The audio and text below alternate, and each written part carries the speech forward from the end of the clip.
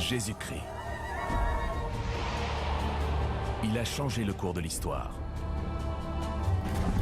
Pourtant, l'homme le plus célèbre de tous les temps n'a laissé aucune trace physique. À moins que... Plus d'un siècle après sa mort, un linceul apparaît en Europe. Dessus, il y a l'image d'un homme portant les mêmes blessures que celles infligées à Jésus pendant la crucifixion. Le suaire de Turin.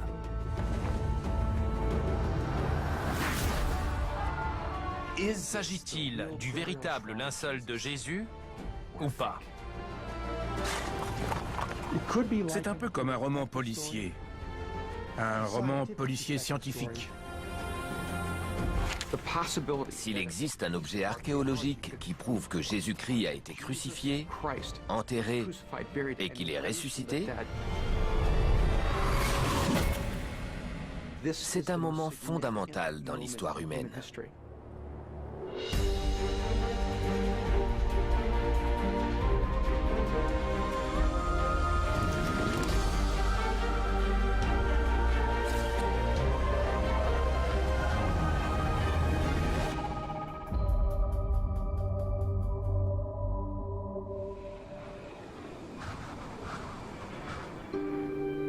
Turin, Italie du Nord. C'est une chapelle ajoutée tout spécialement dans la cathédrale Saint-Jean-Baptiste qui abrite la relique religieuse la plus célèbre du monde, le suaire de Turin. Beaucoup considèrent que ce drap a servi à envelopper le corps de Jésus de Nazareth il y a près de 2000 ans. Préservé dans une châsse en verre blindé, ce rectangle de tissu de 4 mètres de long est si précieux qu'il est rarement exhibé en public. La dernière ostentation date de 2010. L'événement a attiré plus de 2 millions de visiteurs. C'est un objet fascinant parce qu'il raconte toute l'histoire de la passion de Jésus à lui tout seul. Pour les croyants, c'est bien plus qu'une relique. C'est la preuve que Jésus s'est relevé d'entre les morts. Certains pensent que le suaire de Turin a été créé par radiation lors de la résurrection et qu'il serait donc la preuve matérielle de la résurrection de Jésus. Il ne peut rien y avoir de plus important que ça. Pour des millions de gens, le linceul n'est pas seulement la preuve de la mort et de la résurrection du Christ, mais aussi la seule trace de son apparence physique.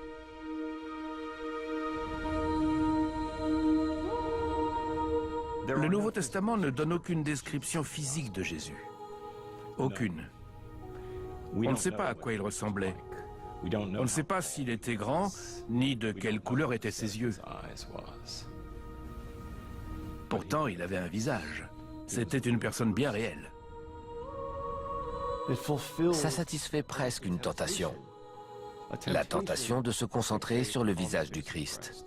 Ça satisfait notre désir de le voir représenté. À quoi ressemblait le Fils de Dieu?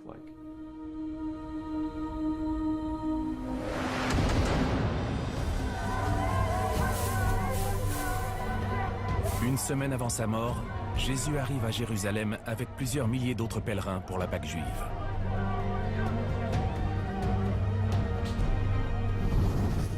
Quelques jours plus tard, il est trahi par Judas. Jésus de Nazareth! Arrêté au jardin de Gethsémani après avoir provoqué les autorités, il est livré aux Romains pour être jugé et crucifié.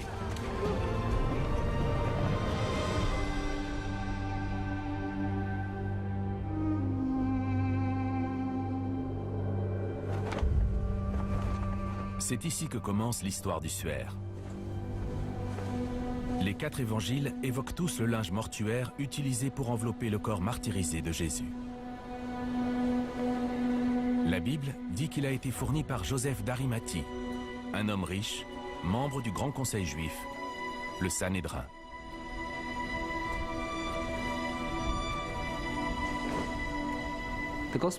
Les évangiles présentent Joseph d'Arimathie comme un disciple du mouvement de Jésus. Jésus le fascine, à tel point que même après la crucifixion, il veut s'assurer que tout sera fait comme il faut et qu'il sera inhumé dans les règles.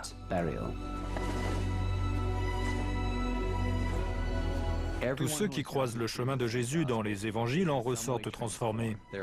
Soit ils sont guéris, soit ils décident de le suivre. Le simple fait de le rencontrer changeait votre vie. Et c'est sans doute ce qui est arrivé à Joseph.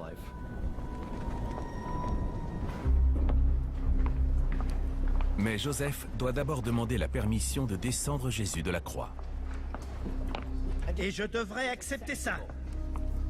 Il va voir le procurateur romain de la Judée, Ponce Pilate, pour réclamer le corps. Ponce Pilate est une figure centrale de l'histoire de la Passion. Parce qu'en tant que procurateur romain de la Judée, il est le seul à pouvoir prononcer la peine de mort. Au bout du compte, c'est donc lui qui assume la crucifixion et la mort de Jésus. C'est moi que tu viens voir, Rabbi? Pilate est un antisémite notoire. Il n'aime pas les Juifs. Il n'aime pas être en Judée. Jésus de Nazareth. Je viens réclamer son corps. On se demande forcément à quoi Joseph pense. Il prend un gros risque en allant voir Pilate pour lui réclamer le corps d'un délinquant, un homme que la justice a reconnu coupable de sédition politique. J'ai un tombeau. Un endroit sûr où on pourra préparer son corps. En sollicitant ainsi Pilate à titre personnel, c'est presque comme s'il devenait lui-même coupable. On imagine que la rencontre a dû être très tendue.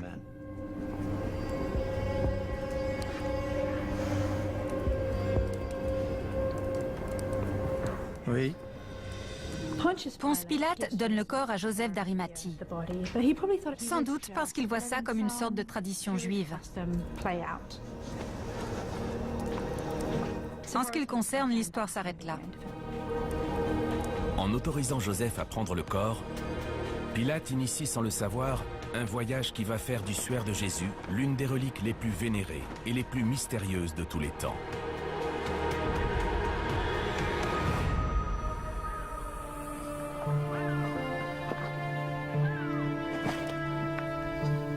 Vendredi saint.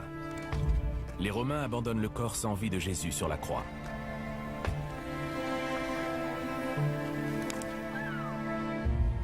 Il est tout à fait inhabituel d'utiliser un drap mortuaire pour les crucifier.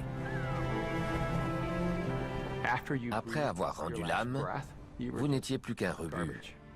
On vous laissait là pour y pourrir et être dévoré. Mais l'évangile de Marc nous raconte comment le corps de Jésus est enveloppé dans une toile de lin fin apportée par Joseph d'Arimathie. La Bible révèle également que lorsqu'il a enterré Jésus, Joseph était accompagné d'un autre membre du conseil, Nicodème. Comme Joseph d'Arimathie, Nicodème était un membre du Sanhédrin et une figure de la société juive. Il est évident que les Juifs de Jérusalem n'étaient pas tous favorables à la mort de Jésus, pour la simple raison que Jésus était juif, et ses disciples aussi. Mais même au sein des autorités juives, il y avait des voix dissidentes, des gens comme Joseph d'Arimathie et Nicodème.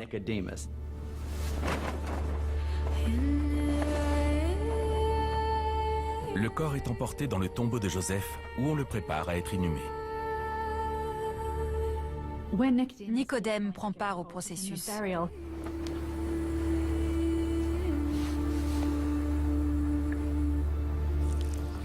Il fournit des produits très coûteux qui serviront à l'embaumement du corps.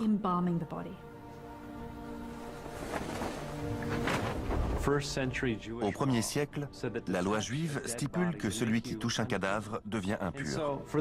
Pour Joseph et Nicodème, le simple fait de préparer l'inhumation de Jésus et de s'occuper de son corps est une immense preuve d'amour et de dévotion.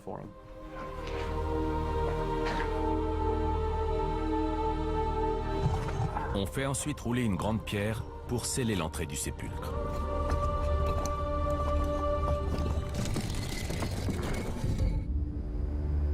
« 3 jours après la crucifixion, Jean et Simon-Pierre, deux des disciples de Jésus, vont au tombeau. Ils le trouvent vide. Voici ce que dit l'évangile de Jean. Simon-Pierre arriva et entra dans le sépulcre. Il vit les bandes qui étaient à terre.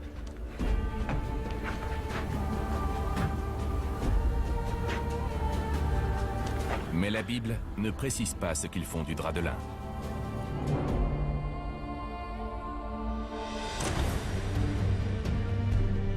Plus de 1300 ans après, un linceul montrant le corps crucifié de Jésus fait soudain son apparition dans un petit village du nord-est de la France. Lorsqu'il est transféré à Turin, 40 000 personnes viennent l'accueillir. 3 siècles plus tard, en 1898, le phénomène devient mondial lorsque l'Italien Secondo Pia prend la première photographie du suaire.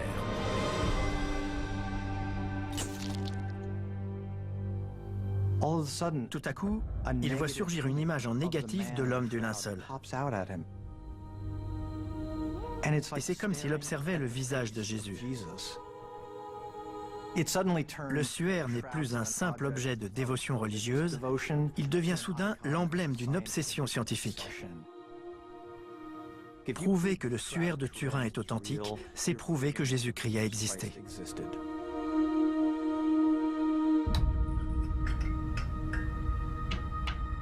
En 1978, John Jackson, ancien physicien de l'US Air Force et membre du projet d'études sur le suaire de Turin, le STURP, est le premier scientifique à recevoir l'autorisation d'examiner la relique. On voit la silhouette d'un homme. On a par exemple sa tête, ses bras croisés et même ses doigts. À la tête d'une équipe de 40 chercheurs, il entreprend un travail d'investigation sur le drap mortuaire avec du matériel à la pointe de la technologie. On ne savait pas du tout ce qu'on allait trouver. Était-ce une peinture? Était-ce autre chose? Après 5 jours de travail intensif, l'équipe se prononce en faveur de l'authenticité du suaire, approfondissant encore le mystère. Les fibres sont colorées individuellement. On ne voit rien de ce qu'on s'attendrait à voir si c'était de la peinture. Ce n'est pas ça. Ça ne pénètre pas dans l'épaisseur du tissu, ça reste juste à la surface. La question est de savoir pourquoi. Le professeur Jackson et ses collaborateurs s'intéressent aussi aux marques sombres qui ressemblent à des taches de sang. On a donc prélevé des micro-échantillons sur les zones tachées de sang et on les a ensuite rapportés aux États-Unis pour procéder à une analyse microchimique. Les résultats montrent que ces éléments sont en effet du sang. Le physicien, qui ne peut expliquer ni l'origine de l'image ni la présence de sang sur le tissu, se tourne alors vers les évangiles pour tenter d'établir un lien entre le suaire et les derniers jours de la vie de Jésus.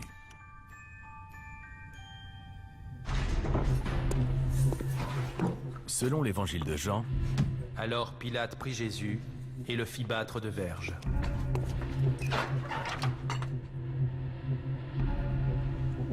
La première chose qu'on remarque, ce sont les nombreuses traces qui apparaissent un peu partout. Pour moi, ça ressemble au résidu de sang que peut laisser une flagellation.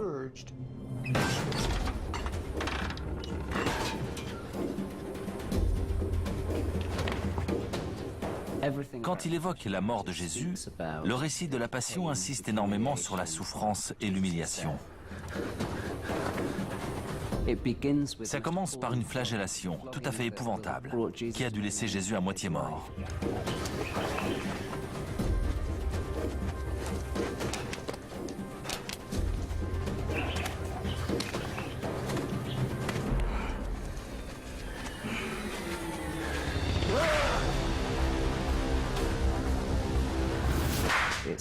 C'est une scène vraiment effroyable quand on y pense.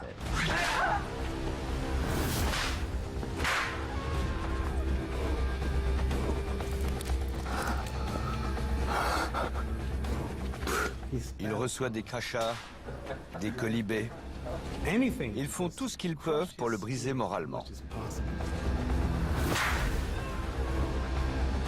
Mais le suaire de Turin porte aussi l'empreinte de l'un des épisodes les plus célèbres de toute l'histoire de la crucifixion.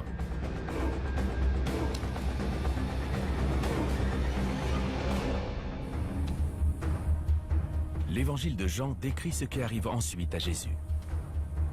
Les soldats tressèrent une couronne d'épines qu'ils posèrent sur sa tête.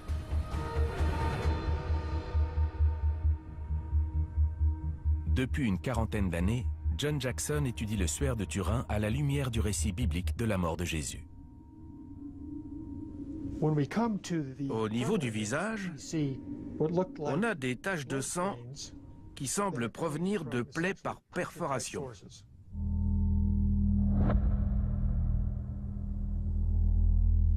Ça correspond à ce qui arrive à Jésus dans les évangiles, la couronne d'épines.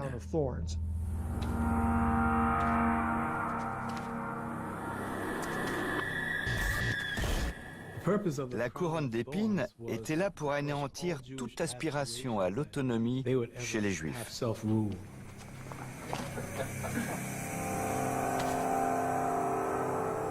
Ils l'enfoncent sur sa tête, si bien qu'on voit le sang ruisseler sur son visage.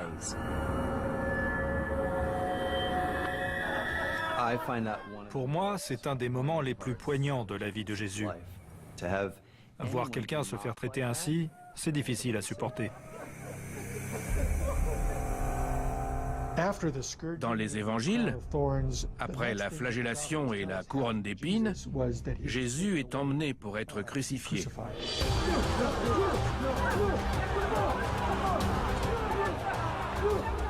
La croix que Jésus traîne à travers les rues de Jérusalem pèse plus de 130 kilos.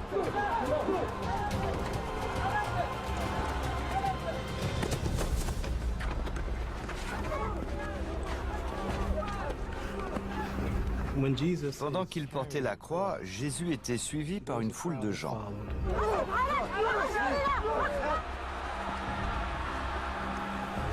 Certains étaient compatissants, d'autres le conspuaient. Ça devait être affreux à voir.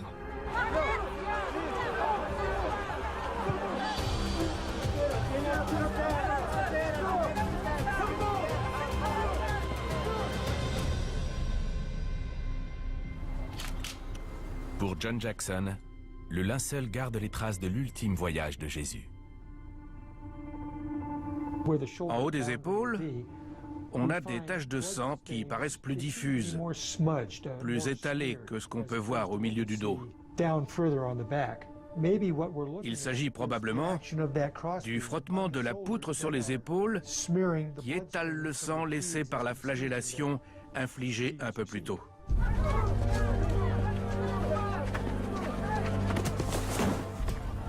Il semble qu'en chemin, Jésus ait fini par ployer sous le poids de la croix.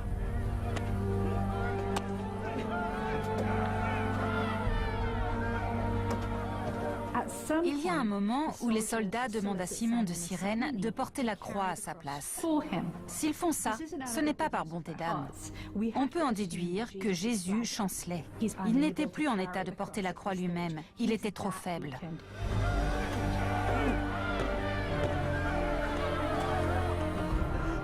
C'est pour cela qu'on réquisitionne Simon de Cyrène pour l'aider.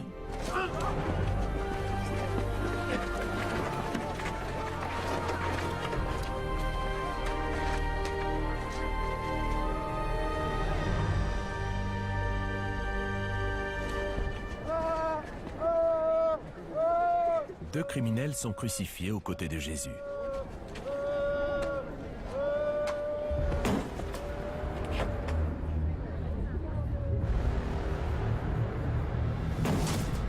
Les soldats romains le jettent à terre en lui parlant aussi brutalement que possible. Ils lui montrent qu'il est complètement démuni, sans aucune protection.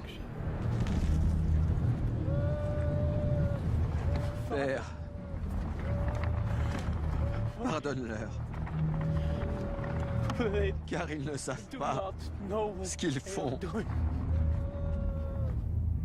Chaque étape de la mise en croix était conçue pour causer davantage de souffrance et d'humiliation et accroître la terreur et l'effroi des spectateurs.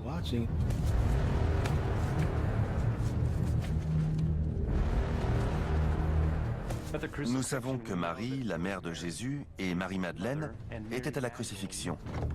Elles ont été témoins de cette scène atroce. Pour les fidèles de Jésus, les membres de sa famille et les proches, assister à son calvaire a dû être incroyablement difficile.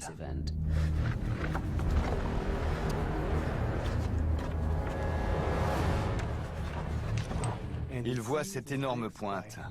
On lui tient le bras de force. Il lutte pour retirer sa main. Et il l'enfonce.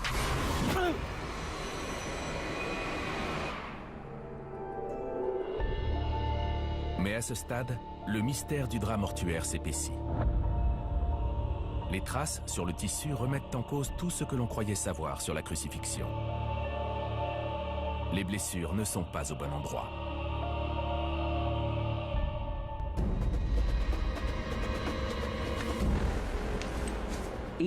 Chaque étape de la crucifixion est faite pour attiser les souffrances et l'humiliation.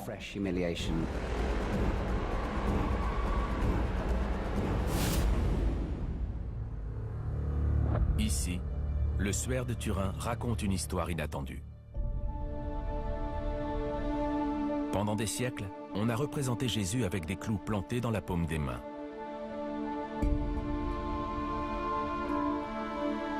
Or, l'homme du linceul semble avoir été crucifié par les poignets. Pour John Jackson, la version du Suaire rejoint la réalité historique. On veut que la personne crucifiée reste sur la croix jusqu'à sa mort. Des expériences ont été réalisées sur des cadavres qu'on a cloués soit par les paumes, soit par les poignets. Ces expériences ont montré que pour supporter le poids du corps, les clous doivent être placés dans les poignets, comme sur le suaire, et non dans les paumes. Les paumes se déchirent.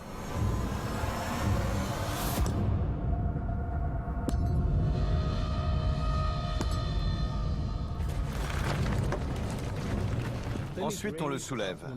Imaginez la douleur quand vous avez les pieds et les mains cloués et que le moindre mouvement vous fait souffrir le martyre. La croix a été hissée à l'aide de cordes, puis poussée dans un trou, de façon à ne pas basculer. Vous imaginez ça ?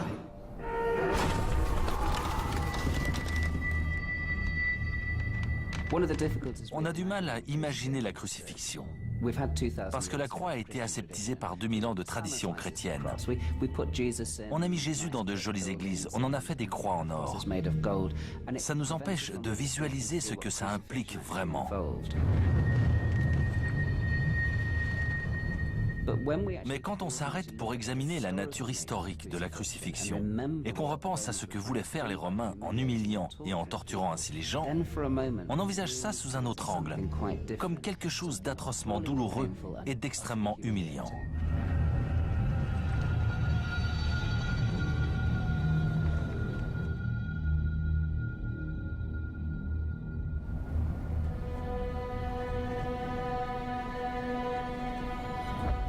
Le poids du corps tirant sur les bras rend la respiration de plus en plus difficile. La plupart des crucifiés meurent asphyxiés. Tout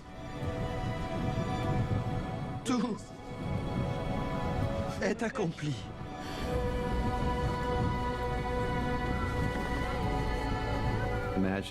Imaginez votre mère, votre père ou votre meilleur ami cloué à une poutre et suspendu en plein soleil jusqu'à la mort.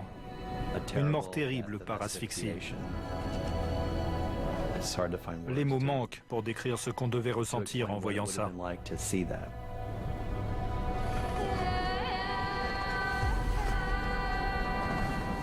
C'était certainement le pire moment de leur vie.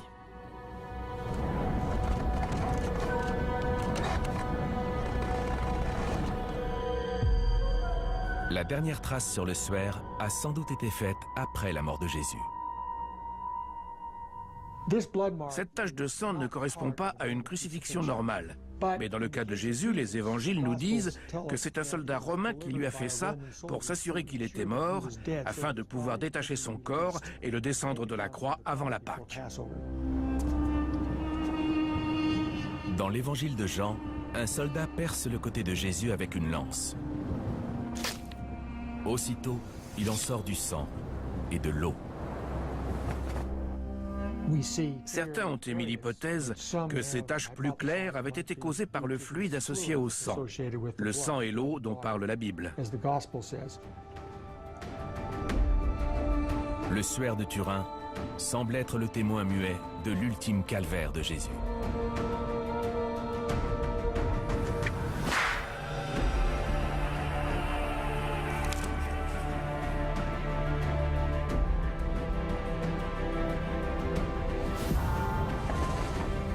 Selon les évangiles, Jésus est ensuite mis au tombeau, puis ressuscité.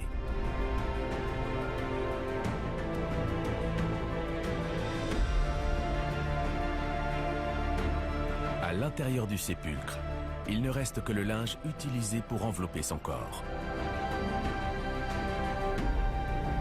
La crucifixion est un des passages les plus poignants du Nouveau Testament, tout simplement parce qu'il raconte la mort de Jésus, le Fils de Dieu, mais aussi son entrée dans l'autre vie. C'est extraordinaire de découvrir un artefact archéologique qui prouve son existence, sa mort et sa résurrection.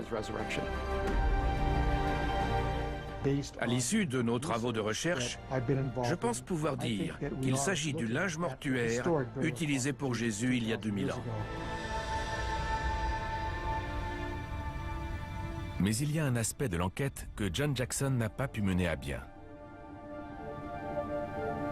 La datation précise de la toile de lin.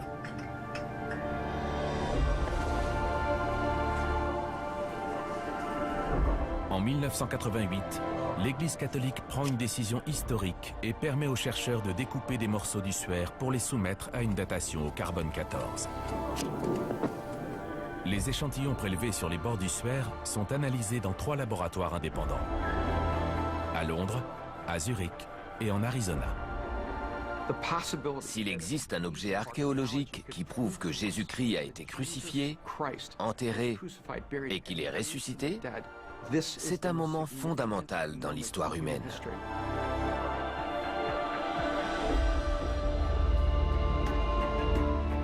Turin, 1988. 3 petits morceaux ont été découpés dans le linceul et envoyés dans différents laboratoires à travers le monde en vue d'une datation au carbone 14. C'est le moment de vérité pour le suaire de Turin. Soit il est authentique, soit c'est un faux. Depuis plusieurs siècles, le suaire de Turin est un puissant symbole de foi pour les catholiques et d'autres croyants à travers le monde. Aujourd'hui, l'archevêque de Turin a confirmé les résultats des dernières analyses. Le drap de lin portant l'image du Christ ne date pas de l'époque du Christ. Le suaire date du XIIIe siècle. C'est une création médiévale. Il est absolument impossible que ce linge ait servi à envelopper le corps de Jésus-Christ. C'est énorme. Aujourd'hui encore, il y a des gens qui le regardent et qui voient Jésus. Ils voient notre Seigneur et tout ce qu'il a subi. Leur dire « Désolé, c'est juste un faux très réussi », c'est douloureux. Dans l'Europe médiévale, les reliques religieuses faisaient l'objet d'un commerce lucratif. Les gens étaient prêts à payer pour s'approcher de Jésus, et les faussaires n'hésitaient pas à en profiter. Pourtant, malgré cette révélation, la fascination qu'exerce le suaire s'intensifie. Comment cette image est-elle apparue sur le linge? Personne ne peut l'expliquer. Il y a encore toutes sortes de théories qu'il faut étudier.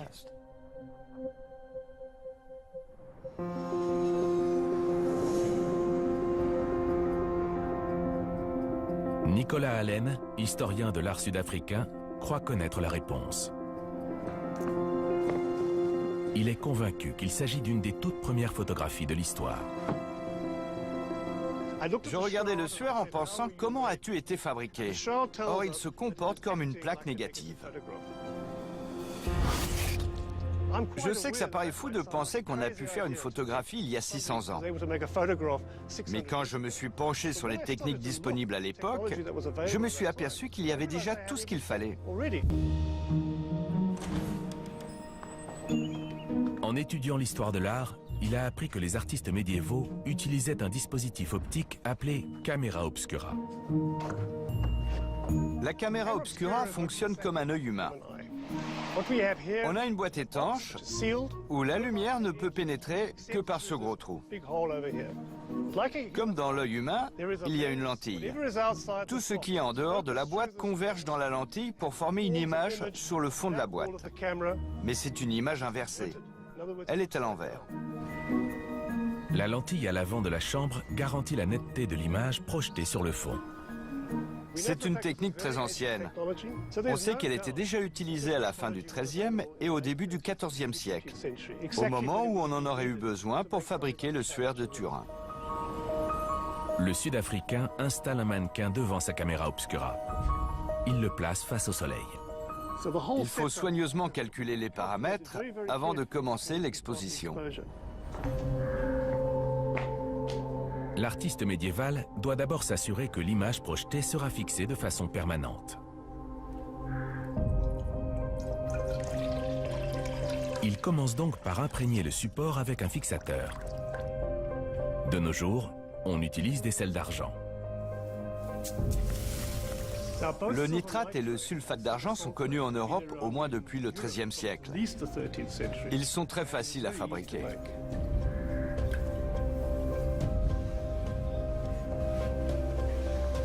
La toile est trempée dans une solution de sulfate d'argent,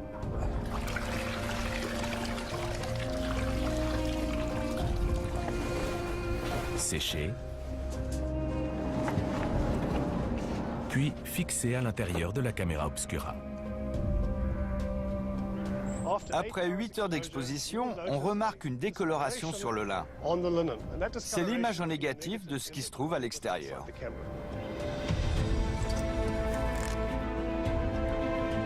Enfin, on rince le sulfate d'argent à l'aide d'une substance chimique disponible en grande quantité. Pour rincer un tissu imbibé de sulfate d'argent, on peut utiliser de l'urine, qui contient de l'ammoniac.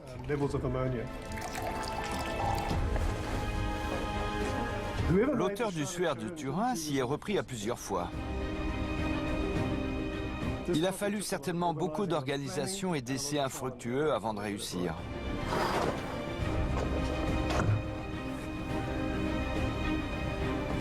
L'analyse de l'image montre que la méthode de Nicolas Allen produit des résultats stupéfiants. L'image obtenue a les mêmes caractéristiques que celle du suaire de Turin. Elle est en négatif, sans aucune trace de teinture ni de pigment. Voici ce qu'on obtient après 3 jours d'exposition grâce à la caméra obscura. Pour parvenir au même résultat que le suaire de Turin, il faudrait ajouter du sang. Il suffirait de prendre un pinceau et de peindre les stigmates sur l'image. Je suis convaincu qu'il s'agit là du plus ancien exemple du procédé qu'on appelle aujourd'hui la photographie. Et il date du Moyen-Âge. Mais les travaux du chercheur sud-africain divisent l'opinion et soulèvent encore d'autres questions sans réponse. Si c'est bien une photographie médiévale, alors où sont les autres photographies médiévales? C'est le problème du suaire. Il est unique. Il n'existe rien de comparable. Et malgré la datation au carbone 14, certains restent convaincus de l'authenticité du linceul. Il y a des gens qui refusent d'accepter ces résultats. Ils rejettent les échantillons parce qu'ils n'ont pas été prélevés au centre du drap, mais sur les bords. Tout récemment, l'étude d'une autre relique mystérieuse a de nouveau ébranlé nos certitudes sur le suaire de Turin.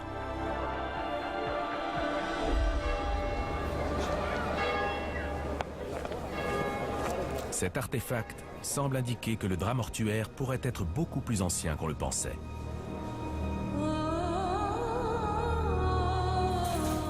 Conservé dans la sacristie d'une cathédrale du nord de l'Espagne, ce linge est censé avoir couvert le visage de Jésus après sa mort sur la croix. c'est le suaire d'Oviedo.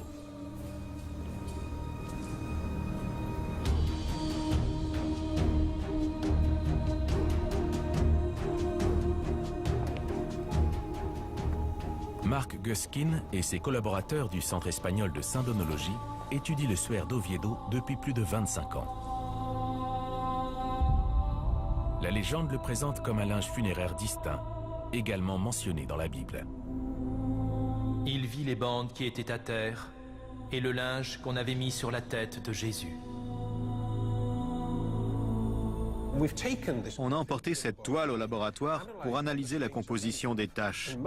La plupart d'entre elles contiennent une part de sang pour 6 parts de liquide pleural, le liquide qui s'accumule dans les poumons dans le cas d'une mort par asphyxie.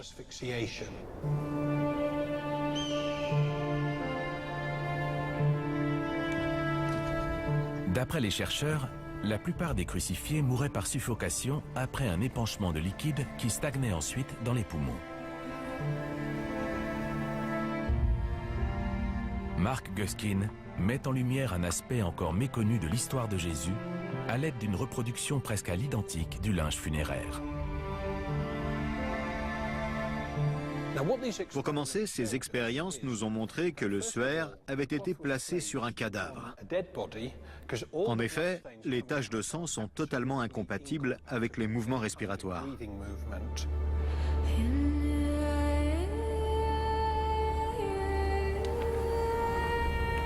Si cette théorie est exacte, Joseph d'Arimathie aurait enveloppé ce linge autour du visage de Jésus alors qu'il était encore sur la croix.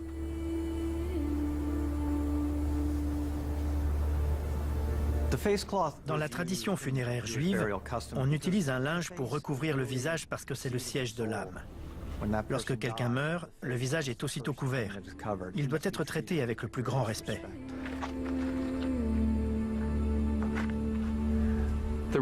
Joseph a tout fait pour s'assurer que Jésus est une sépulture décente.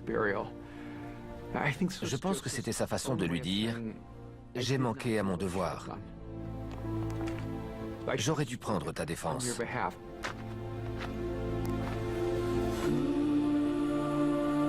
Les chercheurs pensent que les traces qui maculent le suaire au niveau du front montrent comment s'y est pris Joseph pour descendre la dépouille de la croix.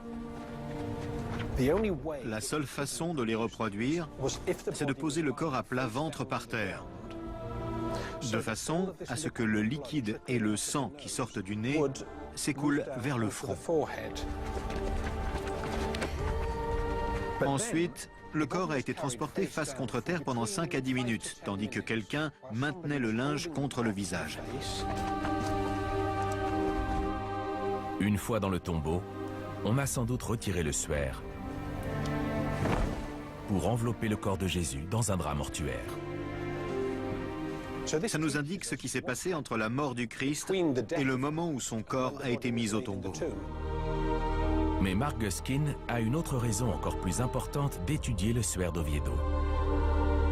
Il est convaincu que les taches sur le tissu sont propres à chaque individu, comme des empreintes digitales. Si on enveloppait cette étoffe autour de la tête de quelqu'un d'autre, même si cette personne avait subi les mêmes sévices et les mêmes blessures, les taches n'auraient pas la même forme, ni la même taille. Ce dernier point s'avère essentiel. En effet, lorsque les scientifiques comparent les taches de sang du voile d'Oviedo à celles du suaire de Turin, ils font une découverte extraordinaire. Les traces semblent correspondre. On peut en conclure que les deux étoffes ont été utilisées en même temps, au cours du même événement, pour couvrir le même corps. La datation au carbone 14 du voile d'Oviedo n'a pas donné de résultat précis. Mais la première trace écrite de la relique la situe à Jérusalem, un peu plus de 5 siècles après la mort de Jésus. D'après ces documents, le voile aurait donc au moins 700 ans de plus que le suaire de Turin. Comment l'expliquer? Pour Marc Guskin, c'est la preuve que la datation du suaire est erronée. C'est une conclusion incroyable, parce qu'ils n'ont pu coïncider qu'à Jérusalem, avant le 5e siècle. Ça nous en dit beaucoup sur la datation du suaire de Turin. Il ne peut pas dater du Moyen Âge. Il est forcément beaucoup plus ancien.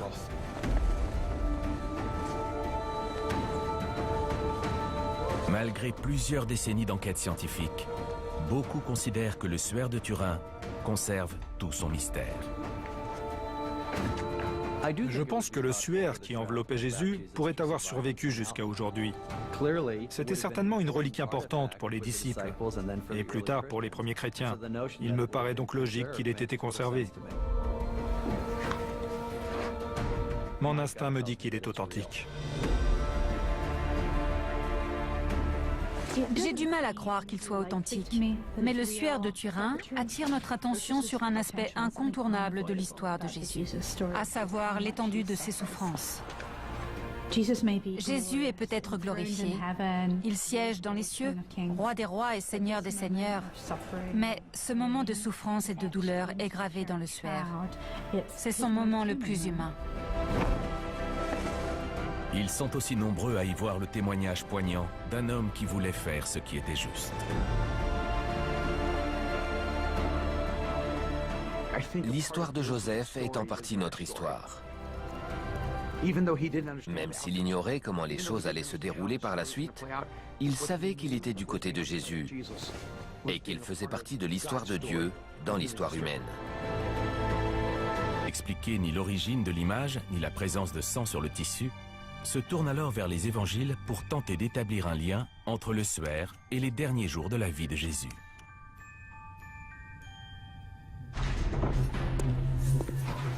Selon l'évangile de Jean, alors Pilate prit Jésus et le fit battre de verges.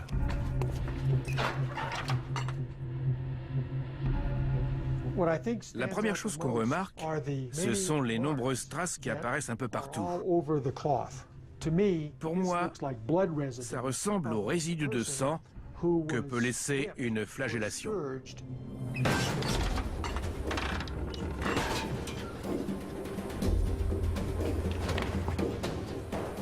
Quand il évoque la mort de Jésus, le récit de la Passion insiste énormément sur la souffrance et l'humiliation. Ça commence par une flagellation tout à fait épouvantable, qui a dû laisser Jésus à moitié mort.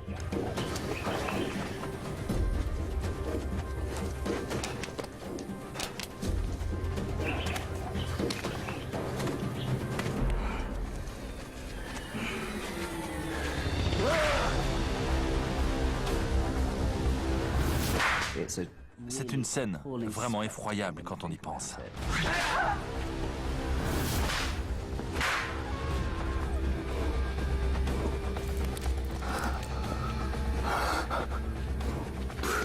Il reçoit des crachats, des colibés. Ils font tout ce qu'ils peuvent pour le briser moralement. Mais le suaire de Turin porte aussi l'empreinte de l'un des épisodes les plus célèbres de toute l'histoire de la crucifixion.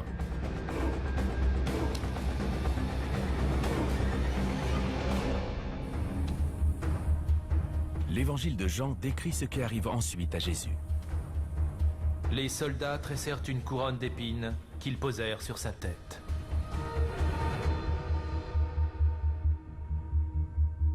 Depuis une quarantaine d'années, John Jackson étudie le suaire de Turin à la lumière du récit biblique de la mort de Jésus. Au niveau du visage, on a des taches de sang qui semblent provenir de plaies par perforation.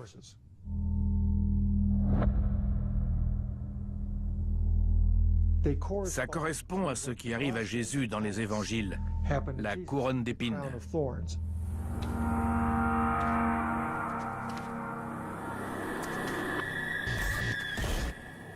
La couronne d'épines était là pour anéantir toute aspiration à l'autonomie chez les Juifs.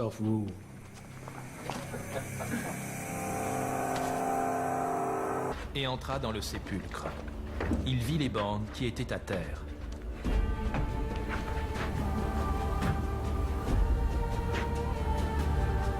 Mais la Bible ne précise pas ce qu'ils font du drap de lin.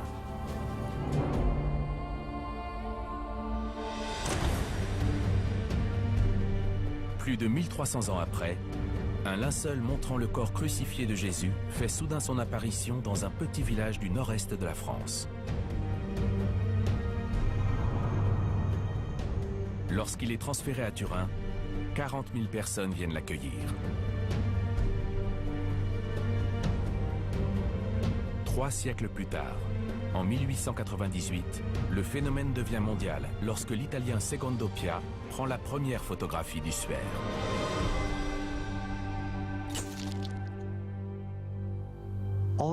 Tout à coup, il voit surgir une image en négatif de l'homme du linceul. Et c'est comme s'il observait le visage de Jésus. Le suaire n'est plus un simple objet de dévotion religieuse, il devient soudain l'emblème d'une obsession scientifique. Prouver que le suaire de Turin est authentique, c'est prouver que Jésus-Christ a existé.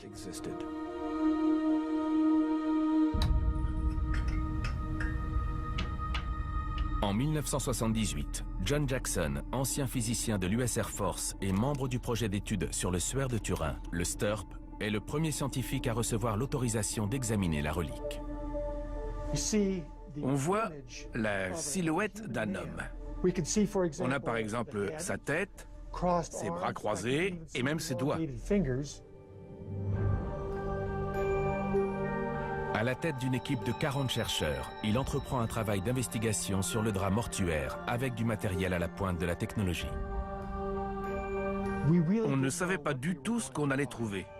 Était-ce une peinture? Était-ce autre chose? Après 5 jours de travail intensif, l'équipe se prononce en faveur de l'authenticité du suaire, approfondissant encore le mystère. Les fibres sont colorées individuellement. On ne voit rien de ce qu'on s'attendrait à voir si c'était de la peinture. Ce n'est pas ça. Ça ne pénètre pas dans l'épaisseur du tissu, ça reste juste à la surface. La question est de savoir pourquoi. Le professeur Jackson et ses collaborateurs s'intéressent aussi aux marques sombres qui ressemblent à des taches de sang. On a donc prélevé des micro-échantillons sur les zones tachées de sang et on les a ensuite rapportés aux États-Unis pour procéder à une analyse microchimique. Les résultats... Tout simplement parce qu'il raconte la mort de Jésus, le Fils de Dieu, mais aussi son entrée dans l'autre vie. C'est extraordinaire de découvrir un artefact archéologique qui prouve son existence, sa mort et sa résurrection. À l'issue de nos travaux de recherche, je pense pouvoir dire qu'il s'agit du linge mortuaire utilisé pour Jésus il y a 2000 ans. Mais il y a un aspect de l'enquête que John Jackson n'a pas pu mener à bien. La datation précise de la toile de lin.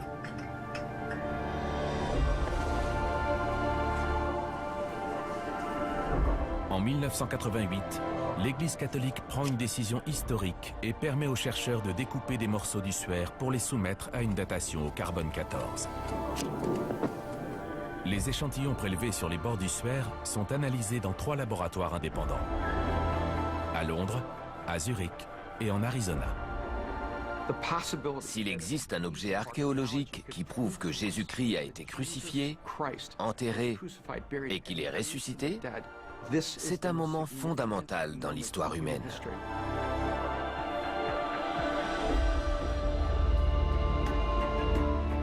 Turin, 1988. 3 petits morceaux ont été découpés dans le linceul et envoyés dans différents laboratoires à travers le monde en vue d'une datation au carbone 14. C'est le moment de vérité pour le suaire de Turin. Soit il est authentique, soit c'est un faux. Depuis plusieurs siècles, le suaire de Turin est un puissant symbole de foi pour les catholiques et d'autres croyants à travers le monde. Aujourd'hui, l'archevêque de Turin a confirmé les résultats des dernières analyses. Le drap de lin portant l'image du Christ ne date pas de l'époque du Christ. Le suaire date du XIIIe siècle. C'est une création médiévale. Il est absolument impossible que ce linge ait servi à envelopper le corps de Jésus-Christ. C'est énorme. Aujourd'hui encore, il y a des gens qui le regardent et qui voient Jésus. Ils voient notre Seigneur et tout ce qu'il a subi. Leur dire « Désolé, c'est juste un faux très réussi », c'est douloureux. Dans l'Europe médiévale, les reliques religieuses faisaient l'objet d'un commerce lucratif. Les gens étaient prêts à payer pour s'approcher de Jésus, et les faussaires n'hésitaient pas à en profiter. Pourtant, malgré cette révélation, la fascination qu'exerce le suaire s'intensifie. Comment cette image est-elle apparue sur le linge? Personne ne peut l'expliquer. Il y a encore toutes sortes de rations.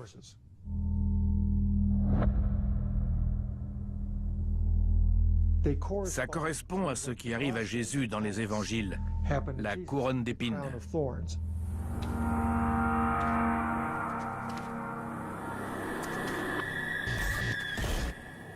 La couronne d'épines était là pour anéantir toute aspiration à l'autonomie chez les Juifs.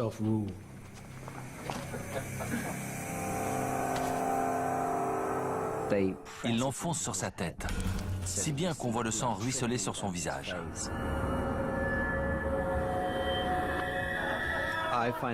Pour moi, c'est un des moments les plus poignants de la vie de Jésus. Voir quelqu'un se faire traiter ainsi, c'est difficile à supporter. Dans les évangiles, après la flagellation et la couronne d'épines, Jésus est emmené pour être crucifié.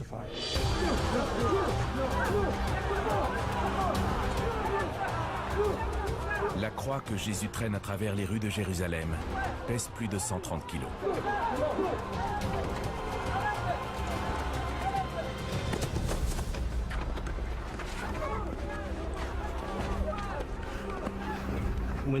Pendant qu'il portait la croix, Jésus était suivi par une foule de gens.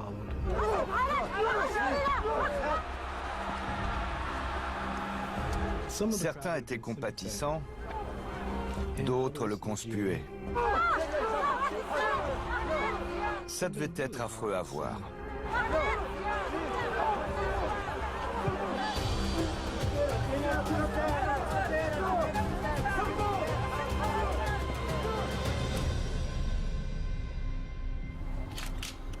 Pour John Jackson, le linceul garde les traces de l'ultime voyage de Jésus.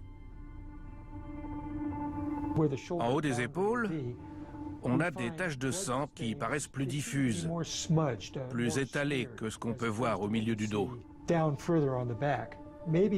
Il s'agit probablement du frottement de la poutre sur les épaules qui étale le sang laissé par la flagellation infligée un peu plus tôt.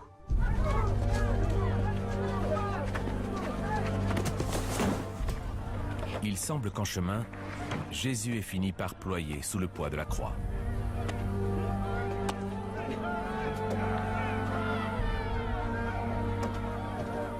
Il y a un moment où les soldats demandent à Simon de Cyrène de porter la croix à sa place. S'ils font ça, ce n'est pas par bonté d'âme. On peut en déduire que Jésus chancelait. Il n'était plus en état de porter la croix lui-même. Il était trop faible. Voici ce que dit l'évangile de Jean. Simon-Pierre arriva et entra dans le sépulcre. Il vit les bandes qui étaient à terre.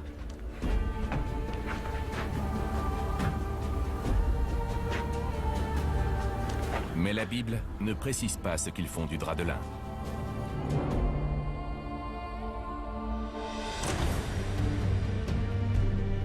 Plus de 1300 ans après, un linceul montrant le corps crucifié de Jésus fait soudain son apparition dans un petit village du nord-est de la France.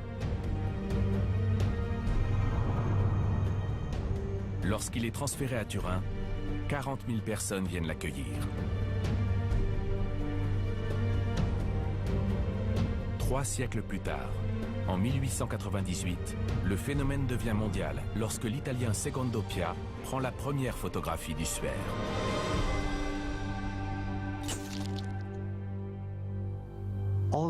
Tout à coup, il voit surgir une image en négatif de l'homme du linceul.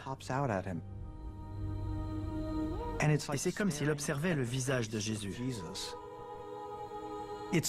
Le suaire n'est plus un simple objet de dévotion religieuse, il devient soudain l'emblème d'une obsession scientifique. Prouver que le suaire de Turin est authentique, c'est prouver que Jésus-Christ a existé.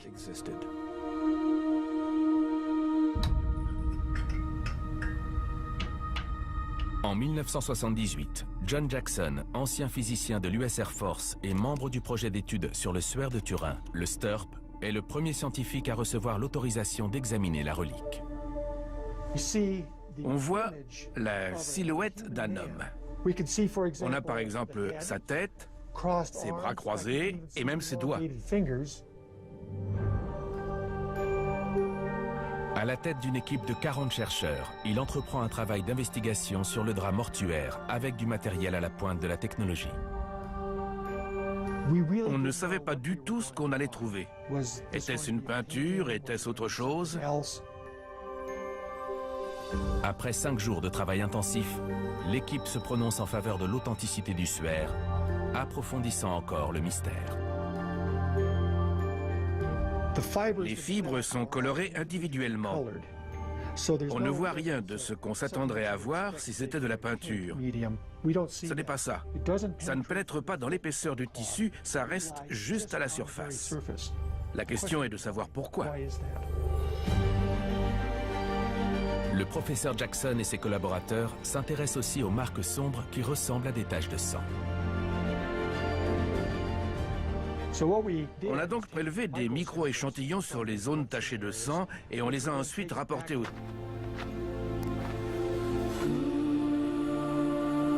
Les chercheurs pensent que les traces qui maculent le suaire au niveau du front montrent comment s'y est pris Joseph pour descendre la dépouille de la croix.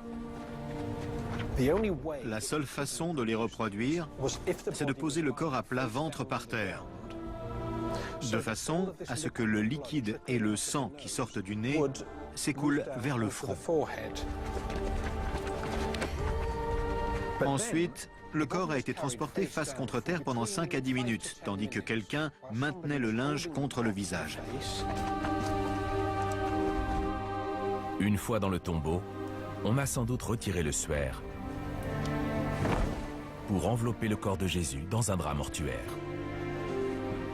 Ça nous indique ce qui s'est passé entre la mort du Christ et le moment où son corps a été mis au tombeau. Mais Mark Guskin a une autre raison encore plus importante d'étudier le suaire d'Oviedo. Il est convaincu que les taches sur le tissu sont propres à chaque individu, comme des empreintes digitales. Si on enveloppait cette étoffe autour de la tête de quelqu'un d'autre, même si cette personne avait subi les mêmes sévices et les mêmes blessures, les taches n'auraient pas la même forme, ni la même taille. Ce dernier point s'avère essentiel. En effet, lorsque les scientifiques comparent les taches de sang du voile d'Oviedo à celles du suaire de Turin, ils font une découverte extraordinaire. Les traces semblent correspondre. On peut en conclure que les deux étoffes ont été utilisées en même temps, au cours du même événement, pour couvrir le même corps. La datation au carbone 14 du voile d'Oviedo n'a pas donné de résultat précis. Mais la première trace écrite de la relique la situe à Jérusalem, un peu plus de 5 siècles après la mort de Jésus. D'après ces documents, le voile aurait donc au moins 700 ans de plus que le suaire de Turin.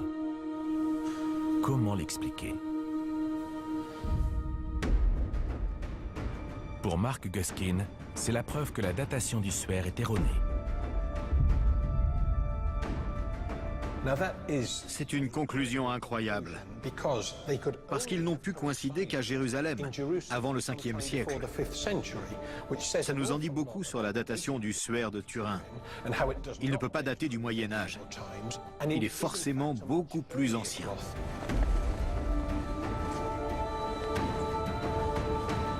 Malgré plusieurs décennies d'enquêtes scientifiques, beaucoup considèrent que le suaire de Turin conserve tout son mystère. Je pense que le suaire qui enveloppait Jésus pourrait avoir survécu jusqu'à aujourd'hui. Jésus-Christ. Il a changé le cours de l'histoire. Pourtant, l'homme le plus célèbre de tous les temps n'a laissé aucune trace physique. À moins que... Plus d'un siècle après sa mort, un linceul apparaît en Europe. Dessus, il y a l'image d'un homme portant les mêmes blessures que celles infligées à Jésus pendant la crucifixion. Le suaire de Turin.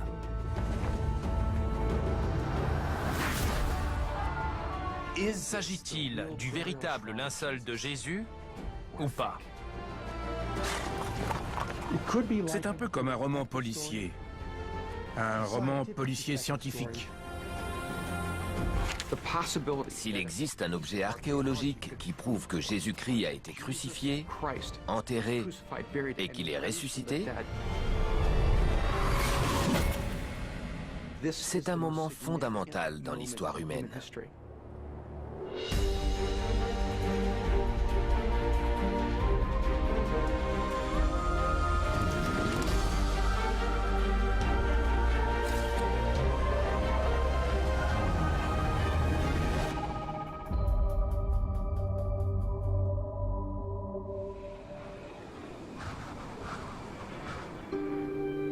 Turin, Italie du Nord. C'est une chapelle ajoutée tout spécialement dans la cathédrale Saint-Jean-Baptiste qui abrite la relique religieuse la plus célèbre du monde, le suaire de Turin. Beaucoup considèrent que ce drap a servi à envelopper le corps de Jésus de Nazareth il y a près de 2000 ans. Préservé dans une châsse en verre blindé, ce rectangle de tissu de 4 mètres de long est si précieux qu'il est rarement exhibé en public. La dernière ostentation date de 2010. L'événement a attiré plus de 2 millions de visiteurs. C'est un objet fascinant parce qu'il raconte toute l'histoire de la passion de Jésus à lui tout seul. Pour les croyants, c'est bien plus qu'une relique. C'est la preuve que Jésus s'est relevé d'entre les morts. Certains pensent que le suaire de Turin a été créé par radiation lors de la résurrection et qu'il serait donc la preuve matérielle de la résurrection de Jésus. Il ne peut rien y avoir de plus important que ça. Pour des millions de gens, le linceul n'est pas seulement la preuve de la mort et de la résurrection du Christ, mais aussi la seule trace de son apparence physique.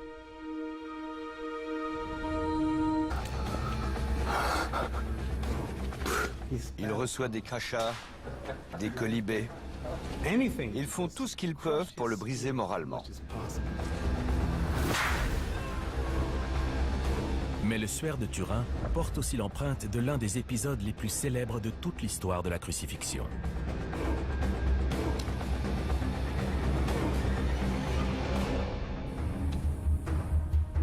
L'évangile de Jean décrit ce qui arrive ensuite à Jésus. Les soldats tressèrent une couronne d'épines qu'ils posèrent sur sa tête.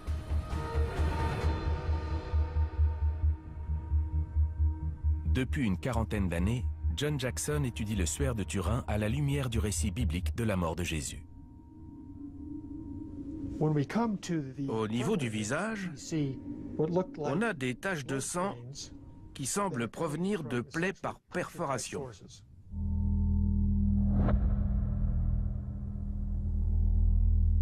Ça correspond à ce qui arrive à Jésus dans les évangiles, la couronne d'épines.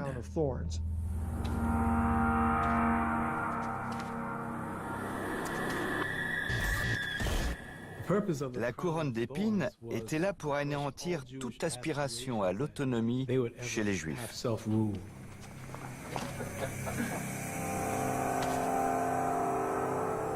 Ils l'enfoncent sur sa tête, si bien qu'on voit le sang ruisseler sur son visage.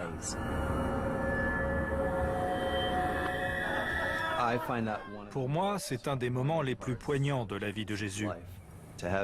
Voir quelqu'un se faire traiter ainsi, c'est difficile à supporter.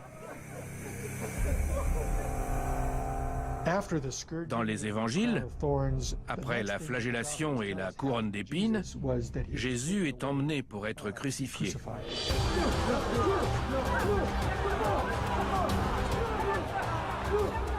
La croix que Jésus traîne à travers les rues de Jérusalem pèse plus de 130 kilos.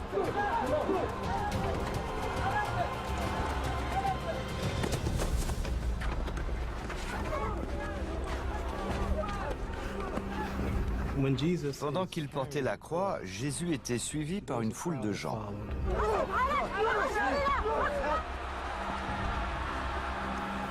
Certains étaient compatissants, d'autres le conspuaient. Ça devait être affreux à voir.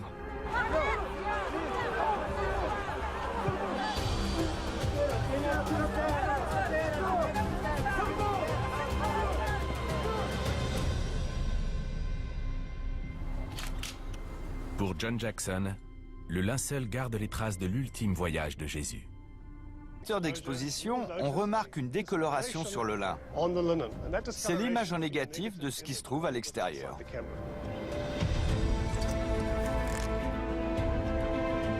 Enfin, on rince le sulfate d'argent à l'aide d'une substance chimique disponible en grande quantité. Pour rincer un tissu imbibé de sulfate d'argent, on peut utiliser de l'urine, qui contient de l'ammoniac.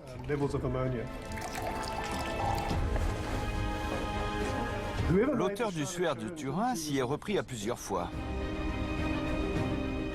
Il a fallu certainement beaucoup d'organisation et d'essais infructueux avant de réussir.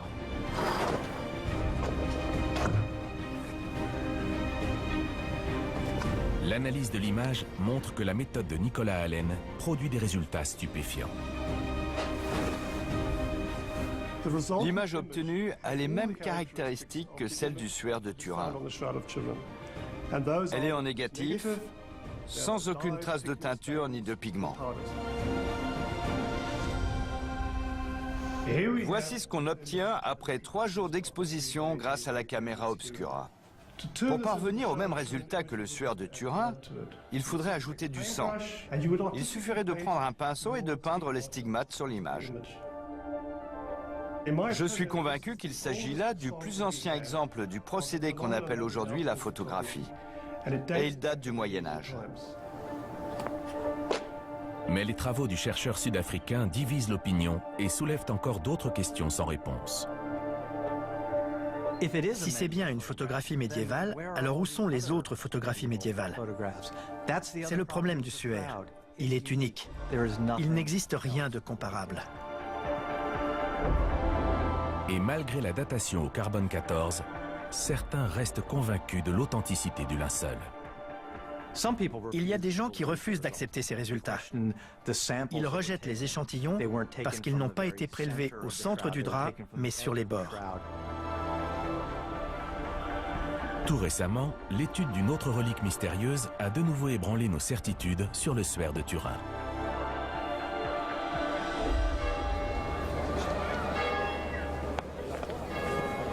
Cet artefact semble indiquer que le drap mortuaire pourrait être beaucoup plus ancien qu'on le pensait.